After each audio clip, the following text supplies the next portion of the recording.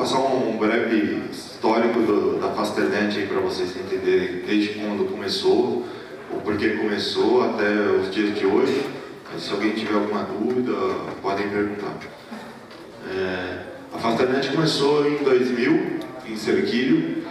Lá eu tinha na minha casa 2 linhas telefônicas. A gente instalou um Linux, colocamos 2 placas de rede, instalamos um Squid e a gente conectava lá para tentar usar a internet, né? O problema é que a internet lá era interurbana, então a gente tinha que ligar para Sorocaba e as contas telefônicas vinham astronômicas, né? Em 99, a gente fez uma pesquisa, acho que foi no Sebrae, para saber quando que a banda larga ia chegar em Cerquilho, né? Qual que era a previsão. A previsão deles era 2020. E aí a gente ficou meio, eu não vou esperar até 2020 para ter uma internet decente na minha cidade, né? E a gente decidiu montar o provedor e começou dessa brincadeira, né? O nosso primeiro link foi em Bratel, eles colocaram uma anteninha em cima do provedor nosso lá, e uma 756 kbps. A gente pagava acho que 3 mil, 4 mil reais por mês. Um absurdo, né? Hoje. Com isso, as outras cidades vizinhas começaram a procurar, a gente falou, olha, a gente também quer pôr a internet aqui, não aguenta mais discar para Sorocaba, para Piracicaba, e começamos a fazer a expansão da cidade. Então a gente começou a atender em Cerquilho, começamos a atender em Tietê, e começamos a expandir a área de atuação nossa. Foi uma expansão tanto rápido, né? Em 2003, começou a vir a ideia da internet grátis, do IG, enfim. Aí a gente se viu num cenário complexo. A gente falou, ou a gente melhora, ou os caras vão chegar com a internet grátis aqui. Foi a primeira vez que eu falo que o provedor quebrou várias vezes nesses últimos anos, né? Essa foi uma das vezes que a gente achou que fosse quebrar também, né? E a gente começou a trabalhar com internet via rádio em 2003. Então, para poder levar a internet para as outras cidades, a gente montava as anteninhas. A gente começou a comprar até uma antena do pessoal aqui do Sul, nem sei se ele existe ainda. E começamos a levar, a expandir. A gente começou a colocar torre, alugamos topo de prédio e a gente começou a expandir a cidade. E em 2003 tinha uma licença de ACM também. Isso foi um negócio. O primeiro rádio que nós colocamos na torre foi um Cisco Aeronet. E os clientes que a gente usava era a placa ISA. Então, assim, eu lembro que a gente comprava por mês 5, 10 placas de rádio. Era $1.000 cada placa. Isso, a gente cobrava R$150 o cliente. Com o surgimento do Via Rádio, a gente começou a trabalhar. A primeira placa que a gente trabalhou foi a ISA da Cisco. Eu tentei achar uma foto lá, mas tá no estoque, eu não consegui pegar a tempo. Começamos a trabalhar com ISA de Cimicia. Quem aqui é antigo sabe, né, pendurar o servidor em torre. Não sei se alguém aqui foi das antigas, cara, a gente tinha uns 100 servidores pendurados em torre, em prédio. Aí veio a placa PCI e aí o pessoal nesse meio tempo começou a usar o USB, a gente não usou, a gente foi direto para os roteadores, né? E começamos a usar os rádios de Canon, de BigT, que aí começou o crescimento mais rápido do número de clientes, né? Começou a ficar barato. Em 2006, 2007, a gente começou a usar rádios profissionais. Então, falo assim que nós viemos de uma cultura que em 2000, o nosso primeiro roteador foi Cisco. Hoje continua sendo Cisco Juniper. Nosso autenticador de PPPoE era Linux, porque na época não existia o MicroTik ainda. Hoje ainda é Linux. Então nós trabalhamos em cima de Linux. E o Juniper, né? A gente profissionalizou agora, tem as caixas mais parrudas, né? E em 2007 instalamos o primeiro rádio enlace de micro-ondas. Nossa, vou te falar, eu não conheço ninguém, né, até essa época que tivesse usado esse rádio. Esse que eu conheço, a gente foi um dos primeiros. Então, entre 2003 e 2009, a gente cresceu muito. A gente chegou a ter 20 cidades e foi um crescimento meio desordenado. Foi tipo, tem a cidade ali, vem prefeito, vem comunidade, eu quero que atenda. Beleza, a gente vai atender. Então a gente começou a crescer muito gente se viu num momento que ou a gente para de crescer desse jeito ou a gente vai ter problema no futuro. A gente começou a se reorganizar. Em 2009, nós começamos a fazer os estudos de novas tecnologias, que a gente já viu que a banda larga estava crescendo, a DSL estava se modernizando e o via rádio começou a ficar complicado para trabalhar. Então, esse foi um erro meu. Eu demorei demais para achar uma tecnologia. Então, entre 2009 e 2011, nós fizemos testes com HFC, UTP, HPNA, EPON. Começamos a testar várias tecnologias e no final de 2011, por força da NET, uma das cidades que a gente já tem, que a NET começou a cabear, nós decidimos que vamos trabalhar com UTP e a gente terminou de cabear um mês antes da NET. Por incrível que pareça, na cidade nós não perdemos clientes para a NET, embora a NET tenha o combo, nós não temos combo, mas quem é cliente nosso dificilmente vai para a NET. Por outro lado, dificilmente o cliente da NET vem para a gente. Então, assim como a gente terminou antes, nós conseguimos implementar e captar mais clientes mais rápido do que eles. Em 2012, além do UTP, nós começamos a trabalhar com o EPON da Furukawa, um excelente equipamento, mas que para nós não escala. A gente tem uma série de ideias que para ativar um cliente não tem que ser complicado, tem que ser descomplicado. Então, o EPON da Furukawa é terrível para escalar. E em 2013 começamos a estudar o GPON. Então nós adquirimos uma plataforma da Fiber Home, passamos 6 meses com o pessoal da Fiber Home para integrar o chassi deles no nosso sistema, para fazer as integrações. E aí começamos a trabalhar. Hoje nós temos 3 cidades caminhadas com GPON puro. Então a gente atende a cidade inteira, uma das cidades tem 40, 50 mil habitantes, a outra deve ter uns 30 e a outra deve ter uns 25 mil habitantes. Nós caminhamos toda a área urbana, estamos expandindo mais 6 cidades agora com GPON, onde nós temos cidade com UTP, na época que a gente começou a cabear, nós cabeamos 8 cidades com UTP, também toda a área urbana, e agora a gente está, como posso falar? Modernizando a rede, enfim, nós estamos trocando o UTP, mas não trocando, a gente ainda tem a rede UTP, vai continuar com a rede UTP, mas porque por força de IPTV e HFC e telefonia, nós vamos ter que trabalhar com o GPON, então a vantagem é que a gente tem um puta do faturamento por conta disso, então a gente consegue pegar o dinheiro que a gente fatura e reinvestir na rede, né? Hoje nós estamos em mais de 34 cidades no interior de São Paulo e do Ceará também. Lá no Ceará a gente montou um provedor lá, mas a gente não dá tanta atenção. Lá na verdade foi mais atenção do meu pai, ele pediu para a gente montar e a gente acabou montando. Poxa, o que eu posso fazer? Ele queria ter internet no negócio dele e ele não conseguia ver as câmeras. Poxa. Meu pai, vou fazer o quê?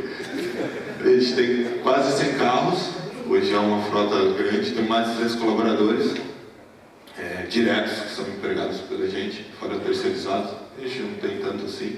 Então, agora a gente já passou uns 40 mil clientes. E o nosso foco é pequenas cidades. Então, assim, tem cidades que até tem 1.500 habitantes. Então, eu estava contando para o Fredo ontem, eu fui visitar uma cidade que a gente foi lá para pedir para uma torre. Fomos na prefeitura pedir o alvará, a licença, e o prefeito queria saber, conversar comigo, por que eu estou pondo uma torre de 42 metros, autossustentável, comprei um terreno na cidade de 1.500 habitantes. Aí o prefeito veio conversando comigo, ele falou assim, mas você sabe que aqui tem 1.682 habitantes, até o final de semana, porque no final de semana, se não nascer até o final de semana vai fazer uma cesárea, então vai nascer mais um. Cara, o prefeito lá, ele conta quem nasce para poder a estatística da cidade, né? Então, nosso foco real são cidades pequenas. Então, assim, se você vê a nossa cidade, a gente tem cidade de 1.500, tem cidade de 3.000, 5.000, como tem de 30, 40, e a gente tem uma cidade de quase 100 mil habitantes. Vou falar um pouco dos diferenciais da Fasternet, que eu enxergo, né? Nós temos escritório local em quase todas as cidades. Então, naquela cidadezinha que tem 1.500 habitantes lá, que o prefeito conta o número de habitantes, nós temos um escritório, nós temos uma secretária e se dá lucro já não sei, mas a gente tem esse atendimento, nossa filosofia é essa. Então, se um cliente tem com raiva da gente, ele pode ir lá conversar com a secretária. Se o cliente quiser pagar, ele pode ir lá pagar para a secretária. Se o cliente quiser tomar um café, ele vai lá, toma um café com a secretária. Nós temos um carro local lá, nós temos um técnico local que, com certeza, é um cara que é da cidade, que conhece todo mundo na cidade. Então, assim, como a Silvia da Cianet falou, esse atendimento é muito bom. E adorei a conversa dela. Esse é um foco grande na minha empresa que eu ainda quero melhorar mais isso. Nós temos um call center no Ceará, meu pai de novo. Lá temos 16 posições e é 24/7. Então, nosso atendimento principal é lá no Ceará, o primeiro, né? Contratamos uma empresa terceirizada, caso dê problema lá. Nós temos outro call center que atende nossos clientes, então eles não ficam sem atendimento.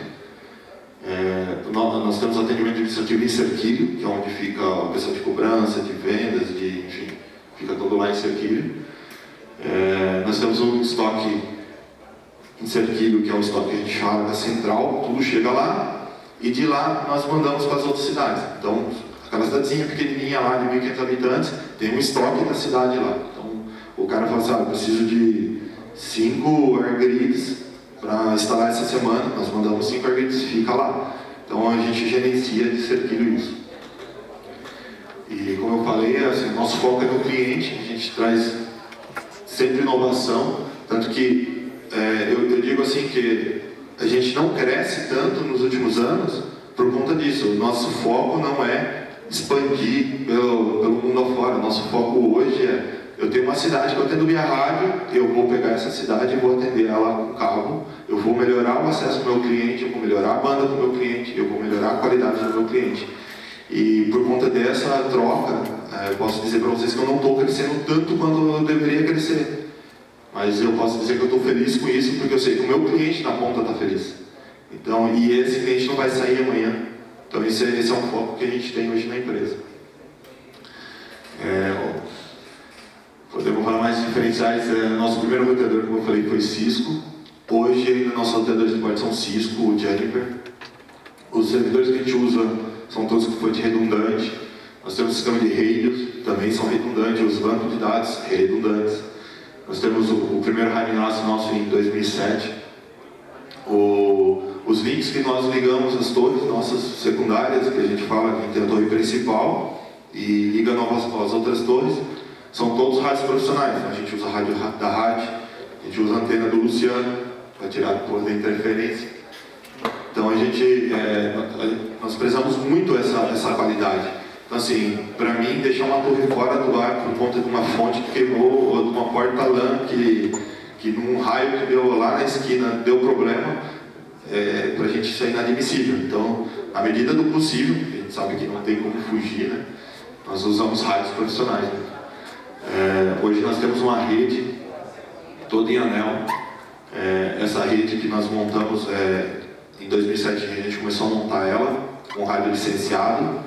E hoje parte dela já está em fibra, mas a gente sempre frisa que nossa rede tem que ser anel. Então, se eu ligo cidade A, B, C, D, a D tem que ligar na A de novo, porque se eu romper um lado, a gente tem um outro.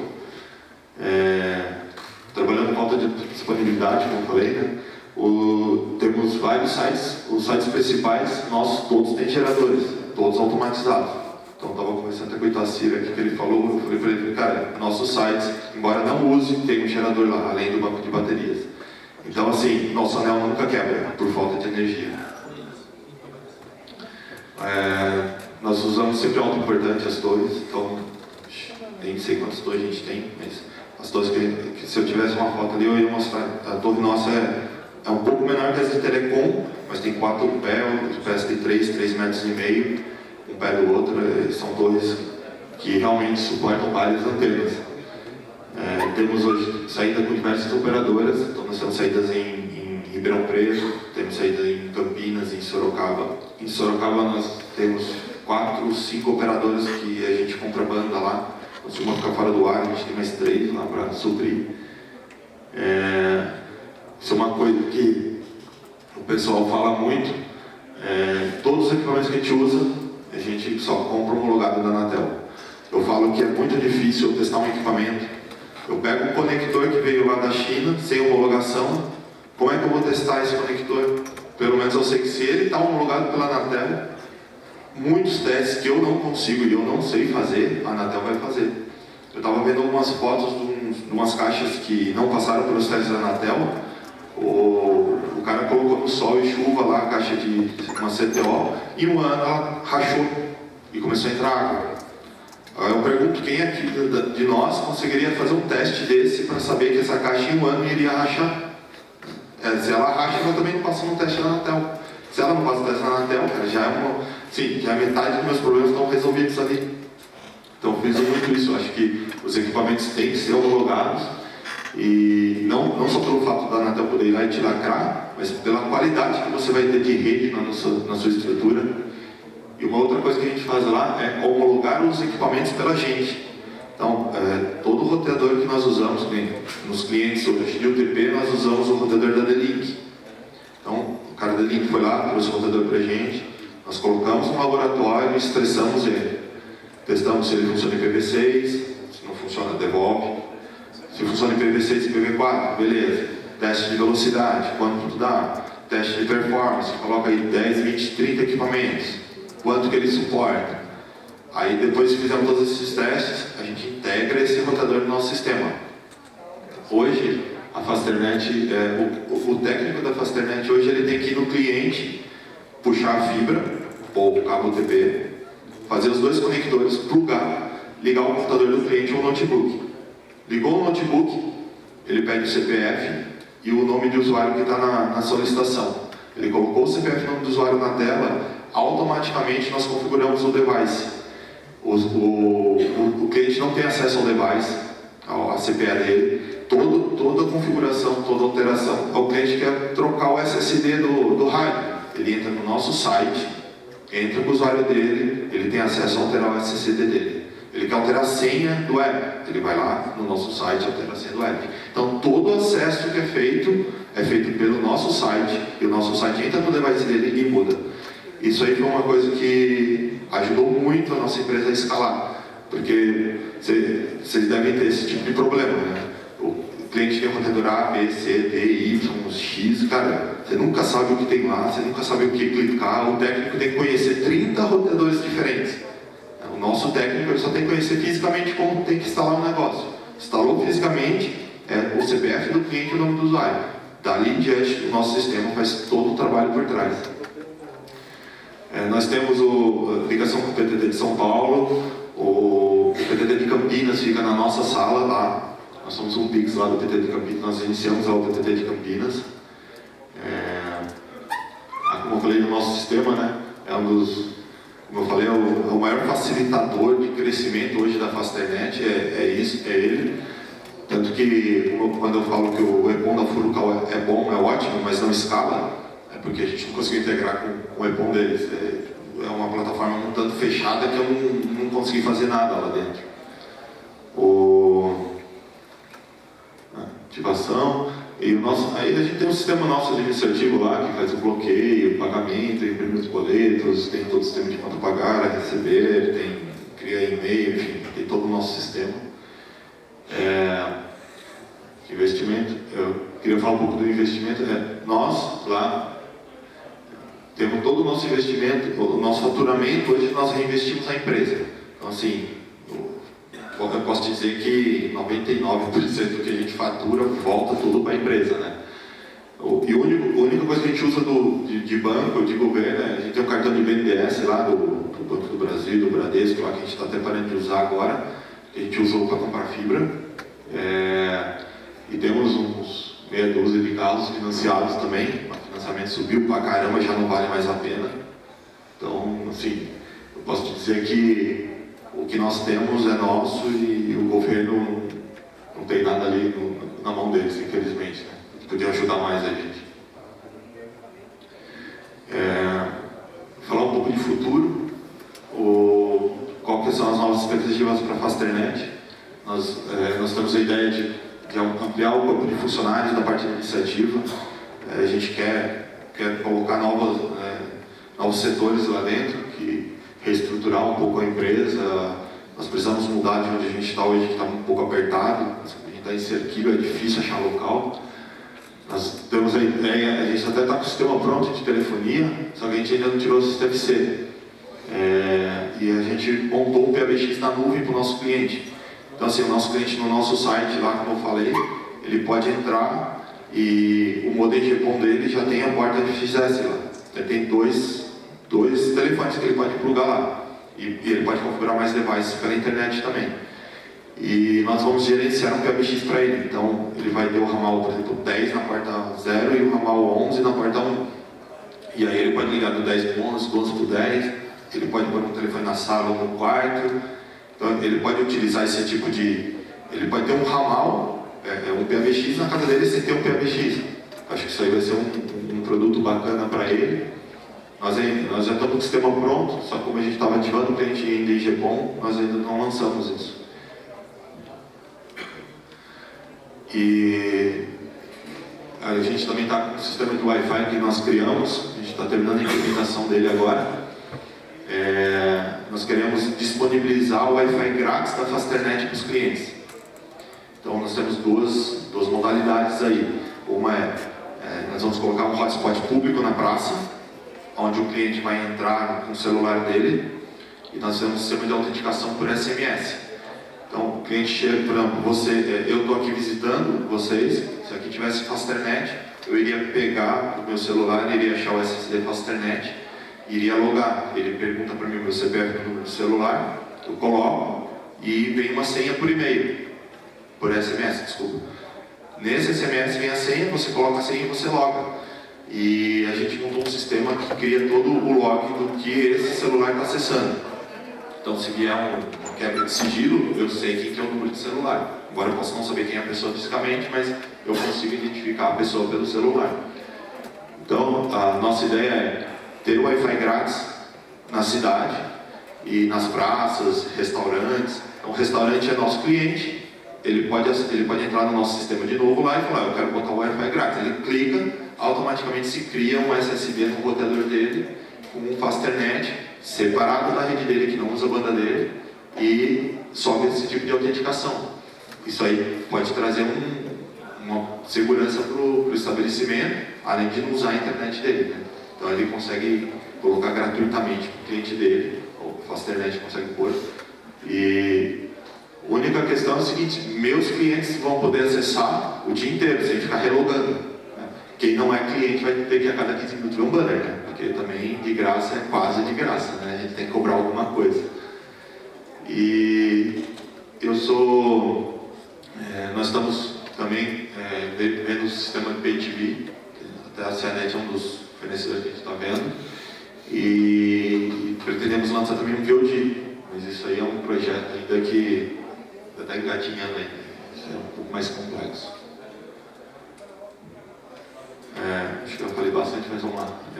Eu queria agora apresentar algumas dicas aqui para vocês, eu não sei o tamanho de provedores de vocês, nem nada, mas são dicas que eu vejo que são realmente interessantes ali, que para mim fazem muita diferença, né? A primeira dica é nunca ir pelo mais barato. Eu falo que tem alguns rádios que você vê no mercado que custa R$100, outro custa 200, outro custa 1.000. Se você puder ir pelo 1.000, se isso for realmente crítico para você, você vai pelo 1.000. A maioria das pessoas vai pelos R$100. Só que aí o cara acaba perdendo o cliente amanhã, ou não consegue escalar e crescer por conta desse tipo de coisa. Então você tem que mensurar o custo-benefício. Se você pode comprar um de R$1.000, se o seu ticket vai valer a pena, você põe um de R$1.000. Sempre usar um produto homologado, como eu já falei, né? A Anatel faz os testes mínimos, mas faz muito teste. E são testes que a gente é praticamente impossível de fazer. Antes de comprar produtos, vá nas listas, né? Não sei se a Internet Sul tem listas aqui de associados, mas vá na lista da Internet Sul e fala assim, olha, eu estou pensando em comprar um produto X, o que vocês me falam dele? Aí vai ter cara que vai falar, esquece, produto porcaria, não presta, comprei, um mês deu problema, o outro fala mal também, o outro fala mal também, bicho, esquece. Você não vai testar de novo o produto que está com defeito. Então, isso é uma coisa que eu aprendi. O problema é que eu sempre sou o cara que testa, né? Eu sempre estou um pouco antes do negócio. Os caras me mandam um equipamento para testar, falam, leva aí, testa, vê o que você acha. Só que a gente não foi no cliente, a gente foi no laboratório. Sempre pensando na qualidade, então você tem links redundantes, então você tem uma operadora, praticamente você não tem nenhum, né? Se ela cair, você parou totalmente. Usar equipamentos de alta disponibilidade, ter geradores, ter UPS, ter sistema de no-break, ter banco de bateria grande. Eu acho que isso aí é o mínimo que você pode colocar para dar qualidade quando tiver uma falta de energia ou algo do gênero. E montar numa estrutura pensando no futuro. Isso é uma coisa que eu, sim, em vários momentos eu me vi errando nisso. Eu montava uma estrutura, olhava e falava, isso aí vai durar 5 anos. Beleza? Cara, deu 6 meses eu tenho que trocar a porra da estrutura. Isso aí, isso eu já fiz várias vezes e hoje eu não erro mais. Hoje, se eu for comprar um roteador, tem que ter porta de 10 GB. Agora, suítes eu estou comprando, tem que ter porta de 40 GB. Eu não vou usar ainda 40 GB. Tá longe ainda, mas o suíte vai ter que ter porta de 40 GB, porque já tem no mercado, o preço não é tão caro, o custo-benefício vale a pena. Por que eu vou comprar de 10 GB? Custa 20, 30% mais barato, mas amanhã eu vou ter que trocar de novo, cara.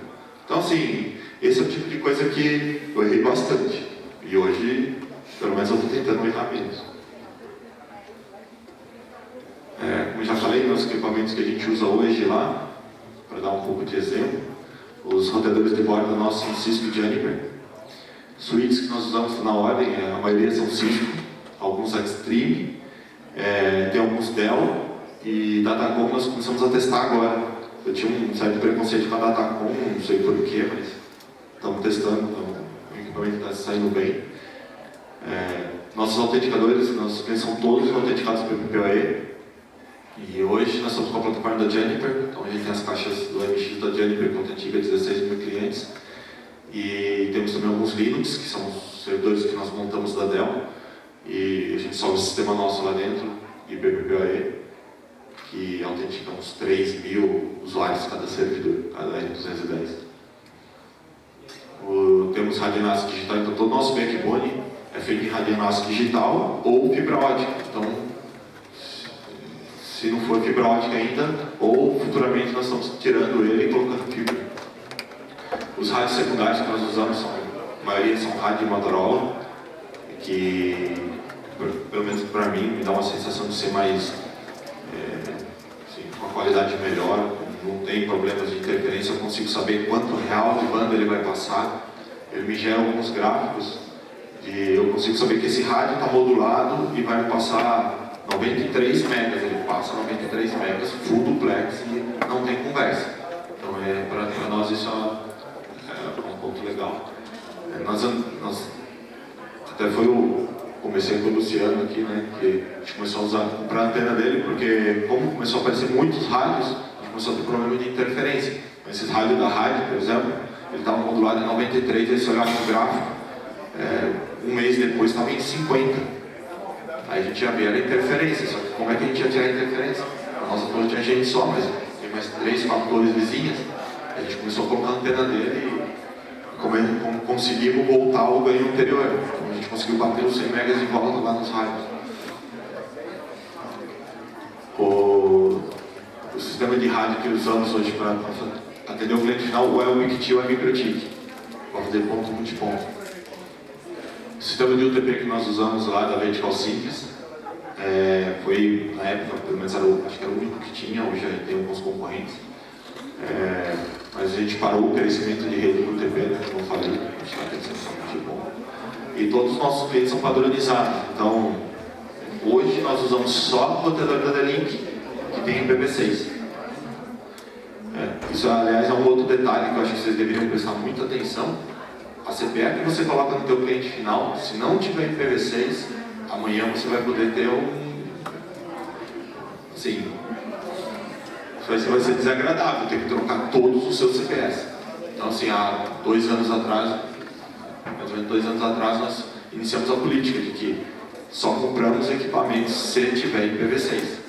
Metade do nosso fornecedor, tipo, não compramos mais TP-Link, não compramos mais, enfim, não compramos mais. A gente parou de comprar só por conta do IPv6. E o único que sobrou foi o AD-Link, felizmente. O nosso sistema de EPON que nós usamos da Fullcal, que a gente está descontinuando, nós estamos passando para a plataforma da Fiber Home. Na plataforma da Fiber Home, nós usamos só um roteador que tem FXS, Wi-Fi e porta de rede giga. Embora hoje eu não venda 1 giga para o meu cliente, mas se amanhã eu for vender, a porta já está lá, eu vou ter que trocar de novo o equipamento do meu cliente. Como eu falei, eu tenho geradores nas torres principais e nossas torres são autoportantes, todos têm ART, então a gente dá entrada na prefeitura, pede a execução de solo, enfim, a gente faz todo o trâmite para instalar uma torre. Bom, acho que era mais ou menos isso aí que eu tinha para passar para vocês. Se vocês tiverem mais algumas dúvidas aí, depois acho que o Luciano vai abrir o painel aí para vocês. Obrigado. Hein?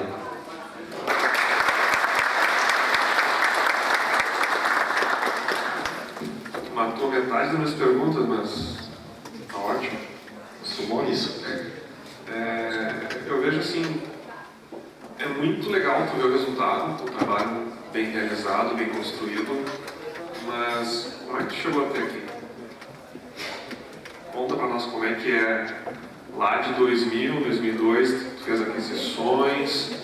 Cara, assim, como eu falei, né, o provedor se iniciou porque eu queria ter uma internet discada na minha casa que eu conseguisse usar.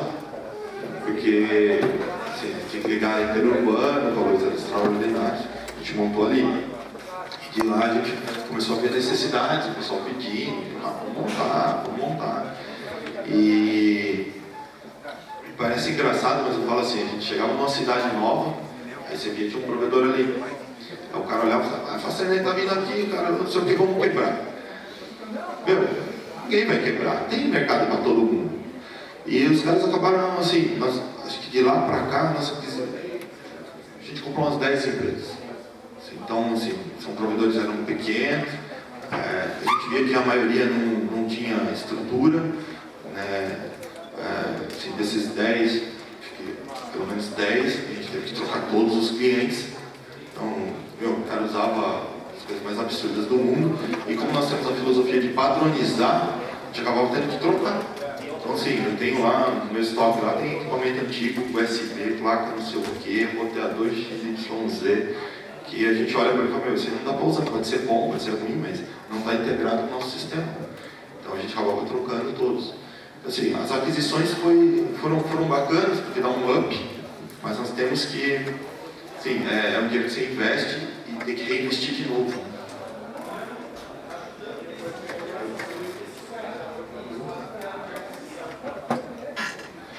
Vieram de aquisição? Essa é uma pergunta complexa essa, né? Mas eu digo que 5 mil.